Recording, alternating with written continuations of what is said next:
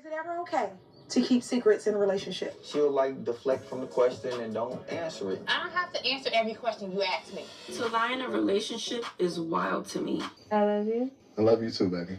I think Clavacia was love bombing the out of that girl. It's secret after secret after secret. To me, it was kind of disrespectful. I bet you won't KeKe no more. This is the Never Ever Mix.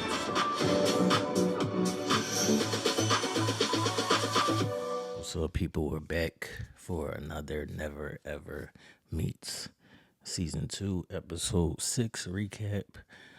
This episode is entitled, Bet You Won't KeKe No More. Alright people, so we are halfway through the season. It's time to dig in and see what's what with these couples. Now the episode starts off in the kitchen as things are heating up, but not in a good way. Ty is trying to climb out of the doghouse, so he's up making breakfast early for Brittany, as a sign as prioritizing her or taking care of her. So she was happy that he finally put her first. Salute to Ty for trying. So we'll see, who's more consistent or considerate moving forward. Now, meanwhile, KeKe is battling with receiving and giving intimacy to Brandon based on their previous disagreements. Ladies, have you not heard the song? I want a dude that still kiss me when he mad. I want somebody who still kisses me when they're mad. Which that means you still have to show your man affection even when you're mad or, things are going on. You can't just shut down, on your person because your feelings are hurt or you had a disagreement. Okay, now while Tati, she's taking things slow because she wants to get to know Clav more, but she can sense that he's not being honest or his full self. She said you either get closer after arguments or they cause you to break up. Do y'all agree? Are arguments temperature checks? Let me know in the comment section. Next, all the couples gather for another activity or game. I think these are extremely important for couples who are surface level communicators. Meaning you only speak like, what you doing? Hey, but you don't talk about, the real things or the real information in your life. These things dig deeper or uncover things that are hidden. So the game is a who knows what about each other, which leads to who's been paying attention, who's been actually communicating, who's been really telling each other stuff about themselves. This is a great idea or game, I think. Okay, from the gate, Cinco feels like him and Jay talk the most, so they should win this game easily. While Charli says that her and Jared, even though they've been talking for 4 years, she doesn't remember shit he said because, they don't fucking pay attention. But anyway, what's the point of a conversation, people, if you're not going to listen or retain information? I'm confused. What is y'all version of communication? Or do you just be talking to be talking? All right, and then you'll hear them later saying, I thought, the surface level conversations or whatever leads to later on people being like, I thought I knew that person. But you didn't really know that person because you weren't really getting to know them or communicating. Okay. yeah, you gotta have real or substance conversations. So most of the time, people are hearing but not listening. Yeah, I love these games. I'm a competition person, so I'm always trying to win shit. So I'm all with the games. But anyway, Chris not knowing. Oh, this was hilarious. So they get into the game, and Chris didn't know how to spell purple or Bailey's, which should be telling Lex. I know you're intellect, so that should have been a little red flag right there.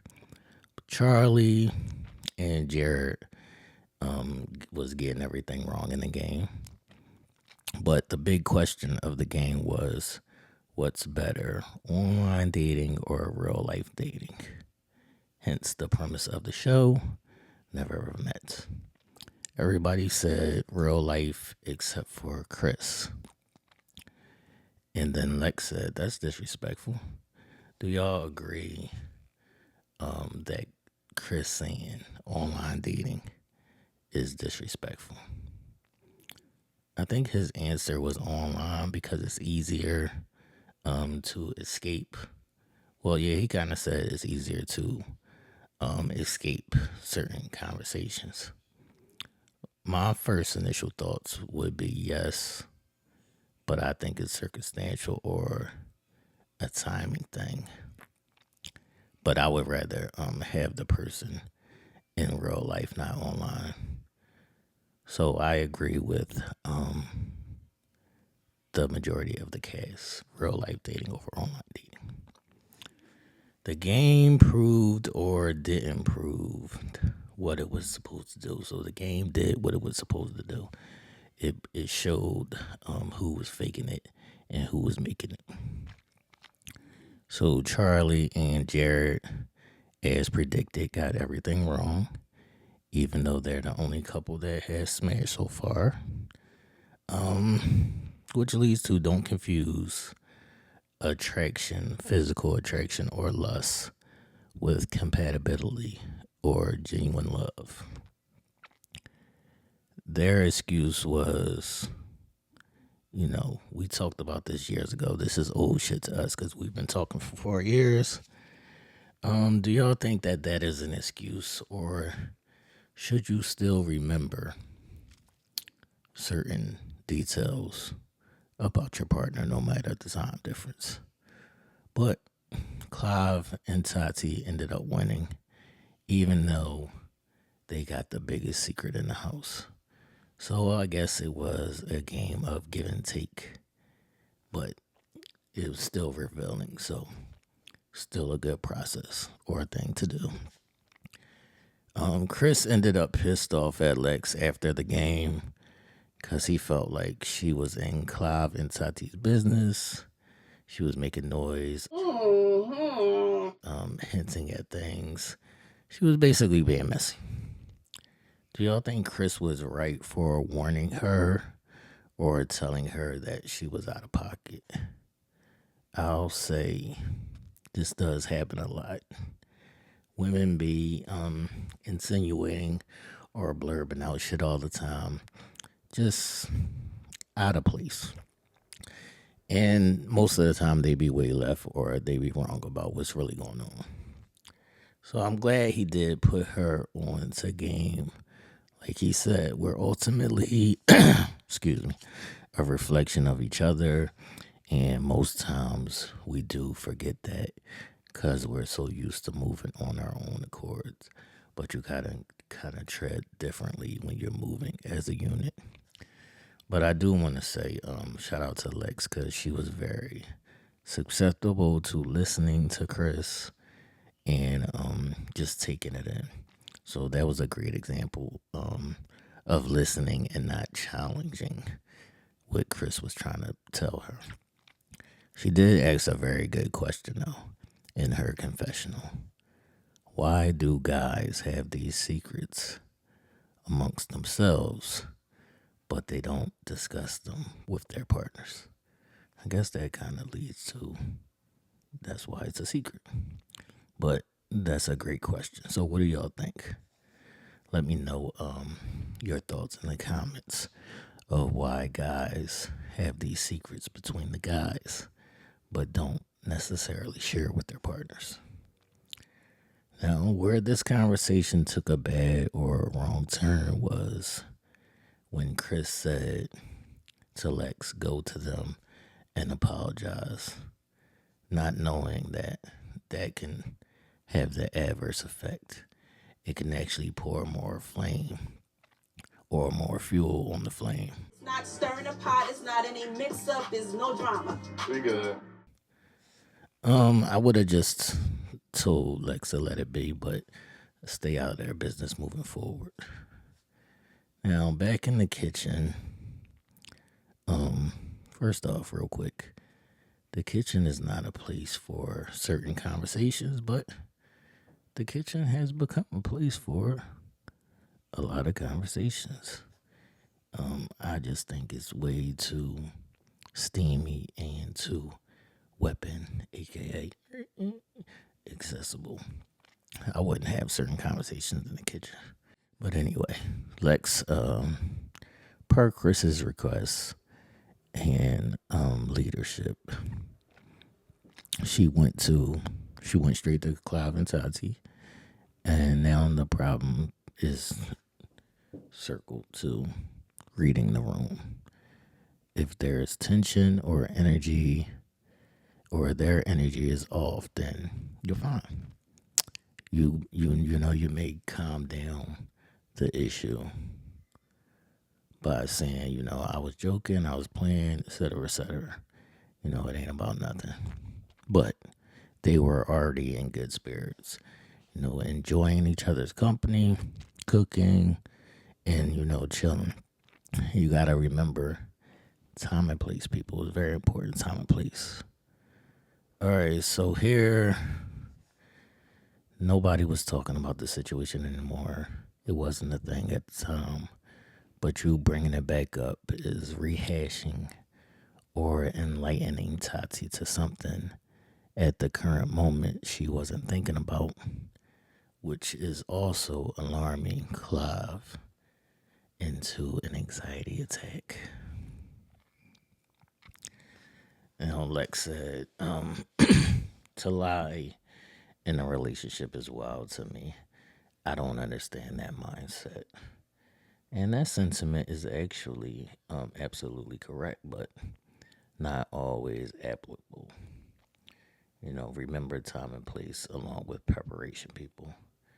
Yes, the truth should always be warranted and the first go-to, but you got to gauge people's emotional mindset of handling the truth in the time and place. They always say they want the truth, but you can't handle the truth. Most of the times they can't handle the truth. So yes, gagging is prevalent. Okay, then asking not only, let me circle this. Not only did she speak to them as a couple, but also asking Clav for a private conversation and pulling him to the side. Can I talk to you for a minute? Only leads his girl to have more questions. On top of asking him, what was his secret, even though that's not your business, you're obviously still in their business. And now you're setting off alarms for Tati to be like, why you wanted to talk to him away from me when she was just in the kitchen talking to both of us. That does set off alarms to say, why does she want to talk to you privately? So it's just not a good look. Did y'all peep the spiraling that happened next? Tati was questioning, why the questions, why the private conversations. She asked Clav, was he okay after Lex pulled him to the side, which in turn put him on defense, or in deflection mode.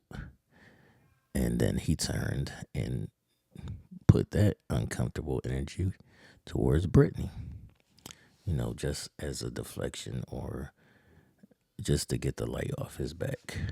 That could have easily went left, all because you were staring the pot, Lex. For every action, there's a reaction. So be mindful, people. Then they had a house dinner. Clav was professing his love for Tati in front of the housemates. And they were basically calling bullshit. Because they all know that he has a secret.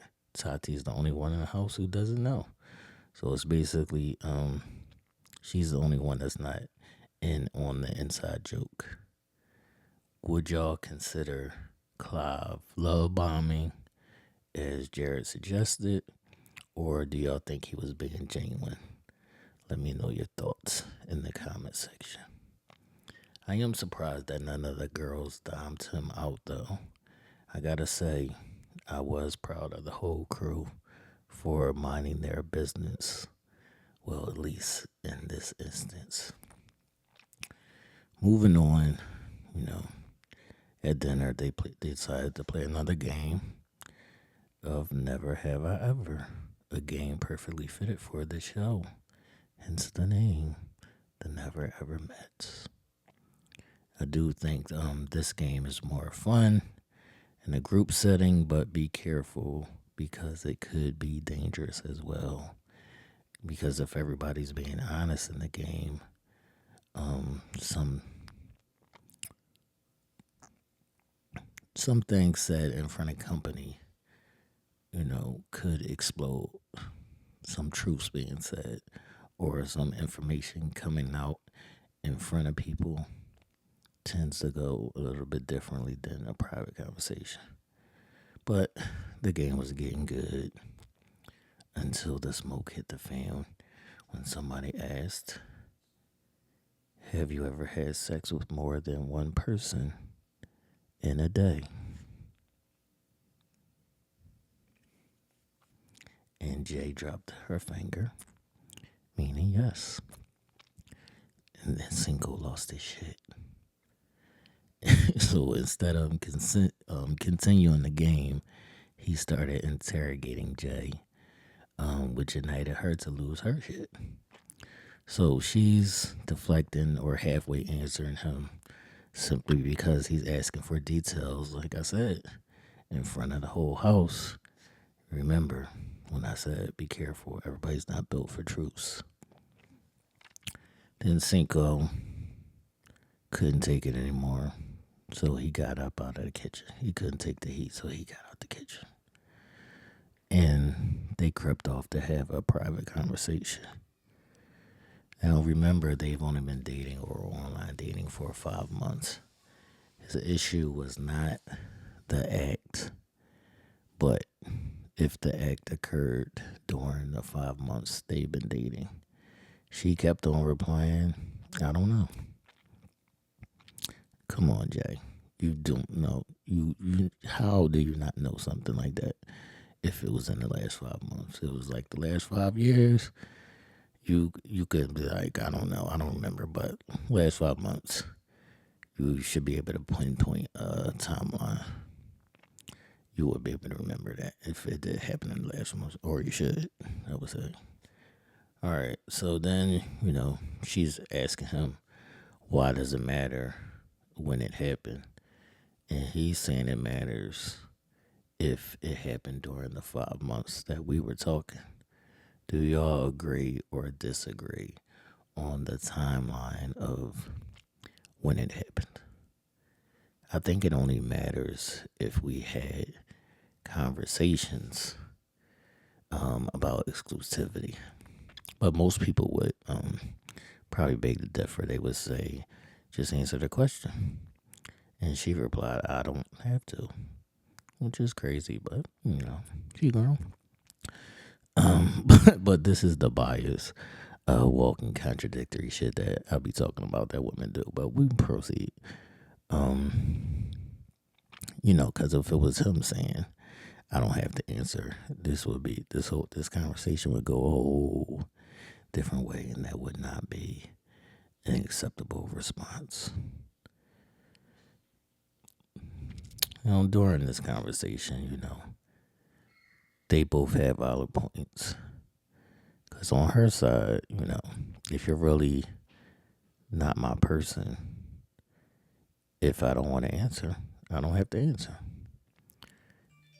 And most people would have their panties in a bunch, but if you care about the person, you could just tell them the truth. But at this point in a relationship, do you owe them that 5 months in, having just met and only been dating online?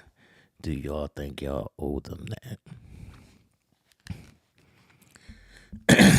So let's see. On his side, he wasn't actually tripping over the action of smashing two people in one day. He just wanted to know if it happened during the time period that they were talking. So I guess from his perspective, it may be a valid question. But anywho, she finally answered the question. She finally said no. But since he wouldn't let it go, she shut down. Now, sometimes during these conversations, whether it be pride, ego, emotion in the moment, shutting down or pausing the conversation can be necessary, just so cooler heads and hearts can prevail. But also, some shit just ain't worth the grenade of it, like the explosion of it. Are you a person who lets things go, or do you drag things out? Do you need everything? Do you need to know everything about this person's past, including the specific details? Where do you land? What side do you land on? I look at this as the same things as reading the room and, knowing your specific person to understand time and place and where you are in the nature of your relationship. Are you comfortable? Is this a safe space? Because it takes putting down your pride and ego, for the sake of moving forward and finding common ground or a positive resolution. Because this is the couple who, for the most part, have been easygoing. Jay and Cinco, they never really had no beefs. They never really had no arguments. So this also could be a good thing, a good test, basically. Jay's sister and his friend came to visit, so they were able to be the middlemen or the mediators, which is a plus. Sometimes you need an outside ear from somebody you trust, because sometimes you be right and sometimes you be tripping. Yeah, sometimes you be tripping. But this all came down to a communication issue or a break. He said she doesn't like to answer questions directly, and she deflects, and she said, I don't have to answer all your fucking questions. Who the fuck are you, my daddy? Like I said, it's the biasness, but the middle ground is some shit you might not want to answer or talk about, and some shit you might be more open to talk about later on as y'all get deeper in the relationship. So it basically comes down to, why don't you just want to answer the question? Just answer the question, Jay. If you can, explain or expound on why that leads to a comfortable understanding. And that's the place that we need to be, at least for now. We need to get to a place of understanding the whys. But pick your battles wisely, because you don't want to go to war over things that don't warrant war. And this happens more than not. You see small little things turn into big things. But it was good to see that they were able to talk it out. You know, it started off a little deeper than it should have been, because it wasn't that deep. This is something that happened in the past. But they didn't let it go too far left without a resolution. And she acknowledged that, you know, she said, I thought I was a good communicator until I met him. Now, this is a good observation, because when you meet a real communicator, it makes you rethink everybody else and what you initially thought was communication, because it wasn't. It's actually levels to communication. So I'm proud of Jay. You know, I told y'all she was my favorite since day one. Salute, yeah. All right, back to Tati and Clav, man. You know, she proposed a great question after seeing him have an anxiety attack and kind of lose his shit earlier. She asked him, how do you center yourself in those moments? How do you reel it back in? That's a great question. He said acts of service calms him down. She said words of affirmation calm her down. You know, what or how do you center yourself in those moments? How do you reel it back in? Mine, personally, is physical touch. Just touch on me a little bit and calm me down. That'll calm me down. But at this moment, you know, Clav is at a difficult point.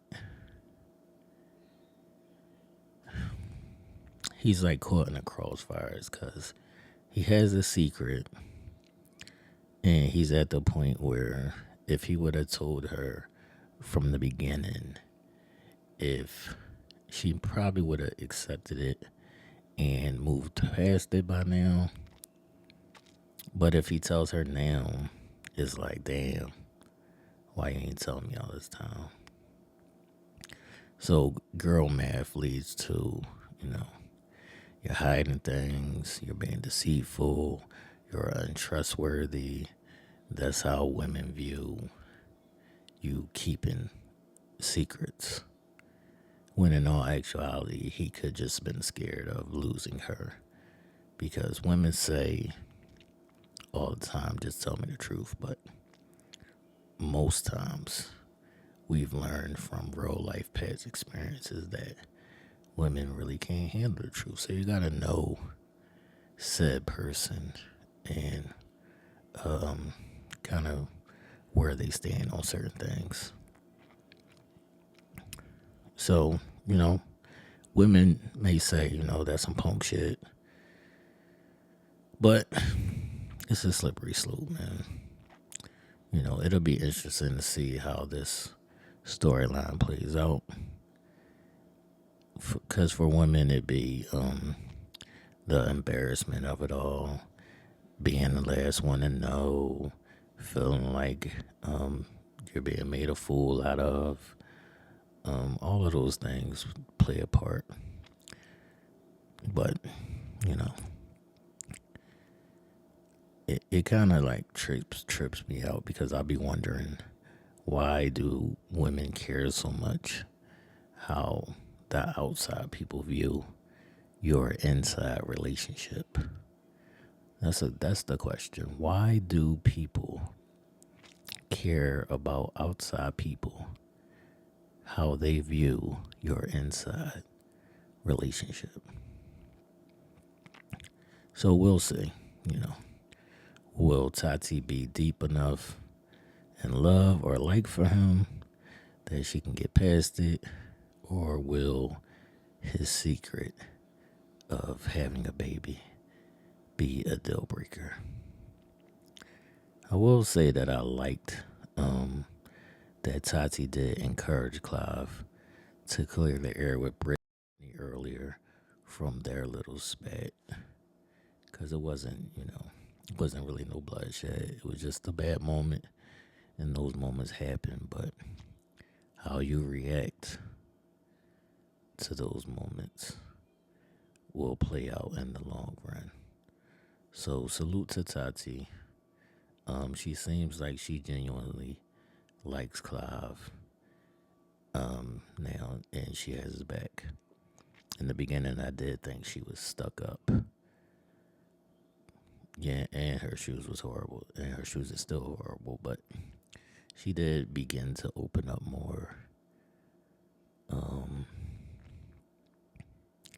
So that's good. She opened up more emotionally. They did go to the boom boom room, and all signs pointed to them being the second couple to smash. Or wait a minute.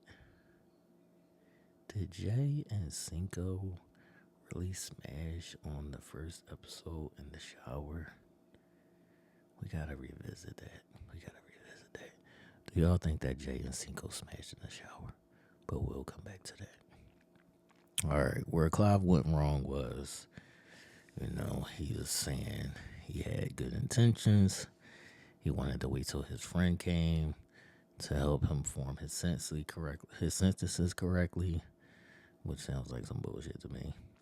So I'm gonna side with the ladies, because in that part of it, that is some punk ass shit. Like, you gotta wait for a backup or somebody to help you formulate how to say something. Just like, I got a baby. That's it.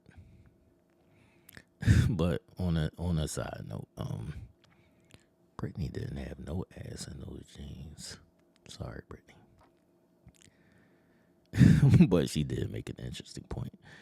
Clav is showing bad patterns of keeping secrets and lying. And I always say, pay attention to patterns, people, because they tell all.